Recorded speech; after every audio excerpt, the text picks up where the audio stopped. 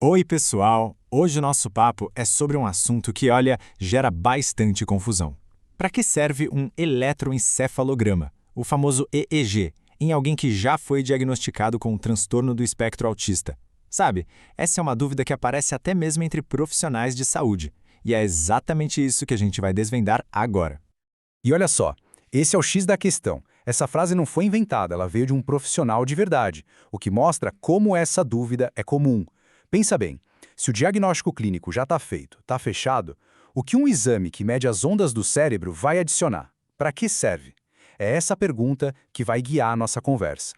Pois é, e é exatamente isso que a gente vai responder. Vamos juntos descobrir por que o EEG pode ser uma ferramenta, nossa, muito poderosa para entender e manejar o autismo.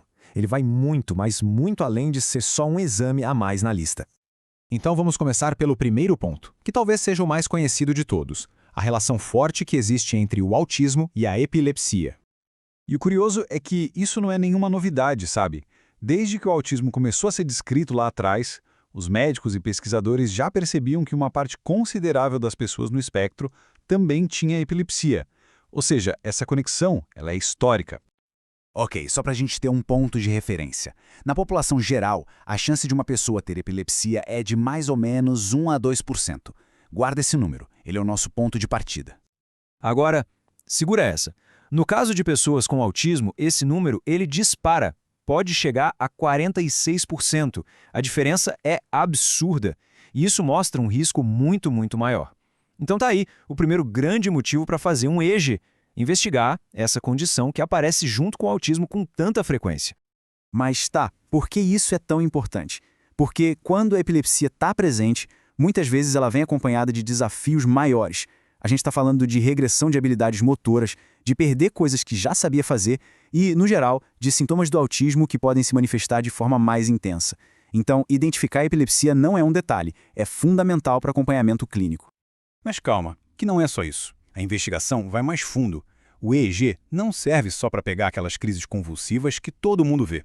Ele consegue captar umas atividades elétricas bem mais discretas, sabe? Quase silenciosas, mas que têm um impacto gigante. É aqui que entra um conceito fundamental: as descargas epileptiformes subclínicas. O nome é complicado, mas a ideia é simples. Pensa numa estática ou num ruído elétrico no cérebro. Não é uma convulsão completa, daquelas que a gente vê no corpo, mas é um tipo de curto-circuito que fica ali, atrapalhando o funcionamento normal do cérebro. E esse gráfico aqui mostra direitinho como esses ruídos escondidos são comuns. Pensa só, pelo menos 30% das pessoas no espectro, mesmo sem nunca terem tido uma convulsão, têm essas descargas.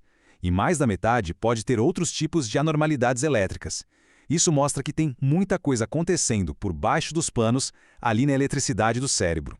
E essa estática cerebral não é inofensiva, não. Ela tem consequências bem reais. Ela está ligada a vários desafios que a gente observa clinicamente no autismo, como atrasos na fala, no desenvolvimento motor, dificuldades na interação social e até comportamentos como agressividade ou as estereotipias motoras. E o mais legal é que o EEG vai além. Ele consegue nos dar o endereço de onde essa atividade está acontecendo no cérebro. Por exemplo, se as descargas acontecem mais no lado esquerdo do cérebro, na região temporal, isso geralmente está mais ligado a dificuldades de linguagem. Se for no lado direito, a conexão é mais forte com a interação social. Isso dá pistas valiosíssimas sobre a raiz de alguns desafios. Bom, então vamos recapitular. A gente já viu que o EEG ajuda a identificar o risco de epilepsia e também esses ruídos elétricos que impactam o comportamento. E ele ainda nos diz onde isso está rolando. Mas a tecnologia de hoje permite ir ainda mais fundo. Agora, a gente não está só procurando por picos de atividade. A gente consegue analisar a música do cérebro, os padrões, os ritmos das ondas cerebrais. É o que a gente chama de EEG quantitativo, ou QEEG. Para simplificar, imagina que ele funciona como se fosse um maestro lendo uma partitura musical do cérebro. Ele não só escuta a melodia, mas analisa o volume de cada instrumento, que no nosso caso são as diferentes frequências das ondas cerebrais. E o que os estudos mostram? Existe um padrão bem comum no autismo que visualmente parece uma letra U. O que isso significa? Tem um excesso de ondas bem lentas, uma falta de ondas de velocidade média e, de novo, um excesso de ondas bem rápidas. Essa assinatura elétrica é super interessante e pode ser um biomarcador bem importante. Outro conceito-chave aqui é o de coerência. Vamos voltar para a analogia da orquestra. A coerência mede o quão afinados e sincronizados os diferentes músicos, ou seja, as diferentes áreas do cérebro, estão tocando. Para a comunicação cerebral funcionar direitinho, esse timing tem que ser perfeito. E o que muitos estudos com pessoas no espectro autista encontram é justamente uma coerência menor, especialmente entre as partes da frente e as laterais do cérebro. Isso sugere que a orquestra cerebral talvez não esteja tão sincronizada, o que pode, claro, impactar funções mais complexas, como as cognitivas e as sociais. Ok, então, juntando todas essas peças do quebra-cabeça, o que o EEG realmente revela sobre o cérebro de uma pessoa com autismo? Olha, essa talvez seja a parte mais importante de todas. O EEG não é um teste para diagnosticar autismo. O diagnóstico é clínico. Ponto. A grande função do EEG, outra, é criar um perfil, um mapa detalhado de como aquele cérebro em particular funciona eletricamente. Então, resumindo a ópera, o EEG tem 4 papéis principais. Primeiro, ele identifica o risco de epilepsia. Segundo, ele acha aquelas atividades elétricas anormais que a gente não vê por fora. Terceiro, ele ajuda a ligar os padrões das ondas cerebrais com comportamentos específicos. E quarto, e mais importante, tudo isso junto ajuda a guiar um acompanhamento clínico muito mais personalizado. Então, para responder aquela pergunta lá do começo, não.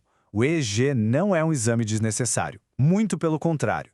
Ele adiciona uma camada de informação que é crucial, que ajuda a explicar o porquê por trás de alguns sintomas e permite criar uma abordagem de cuidado muito mais focada e individual. E isso tudo leva a gente a uma reflexão final, né? Se o cérebro se comunica por eletricidade, então essa é a sua língua. E ferramentas como o EEG são o nosso tradutor. A cada exame, a cada nova análise, talvez a gente esteja ficando um pouquinho melhor em traduzir essa língua. E com isso, em entender melhor a beleza e a complexidade da neurodiversidade humana. Valeu por acompanhar!